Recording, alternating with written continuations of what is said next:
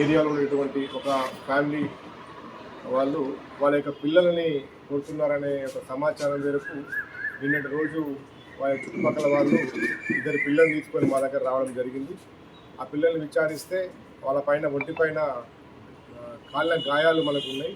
ఇది చాలా మానవీయంగా చాలా ఇబ్బందికరమైనటువంటి పరిస్థితుల్లో ఉన్నటువంటి సందర్భంలో ఆ పిల్లల్ని మనం చూడడం జరిగింది.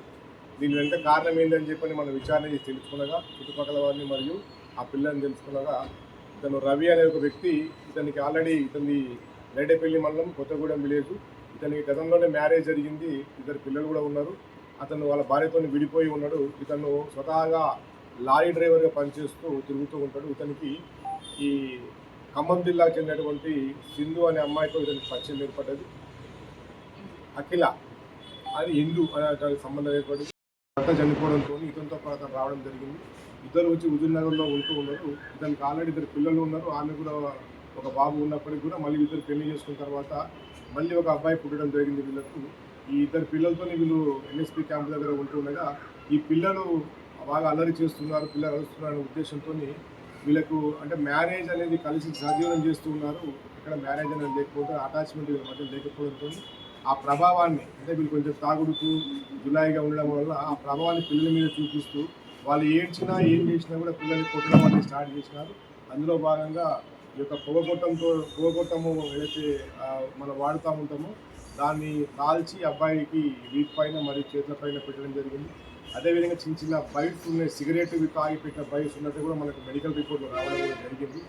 వాటితో పాటు పిల్లలైనా గట్టిగా అరిస్తే వాళ్ళని కర్రతో కొట్టడంతో పిల్లలు బాగా గట్టిగా అరుస్తుంటే చుట్టుపక్కల వాళ్ళ సమాచారం మేరకు మన వీళ్ళని కూడా ఈరోజు తీసుకొని రావడం జరిగింది. నిన్న కేసు నమోదు చేసినాం. మనకు ఐసీడీఎస్ వాళ్ళ దగ్గర పిటిషన్ తీసుకొని కేసు నమోదు చేసి ఆ పిల్లల్ని శిశు సంక్షేమ భవన్ సూర్యాపేట వాళ్ళకి అప్పచెప్తూ ఈరోజు వీళ్ళిద్దరిని కూడా మనం తరలిస్తూ కేసుకు రిమాండ్ తరలిస్తూ వాళ్ళని జైలుకి పంపడం జరుగుతూ ఉంది.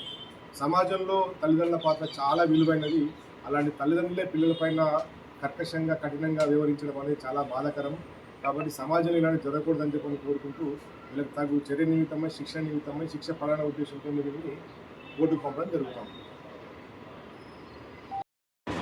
చిన్నపిల్లలు కొట్టినారు కాబట్టి జేజే యాక్ట్, జూనియర్ జస్టిస్ యాక్ట్ కింద వాళ్ళ మీద ఆశిక్షలు మళ్ళీ దెబ్బలు కొట్టిన దాని కింద అబ్బాయికి చెయ్యి కూడా ఫ్రాక్చర్ వచ్చింది చిన్నపిల్లలకి.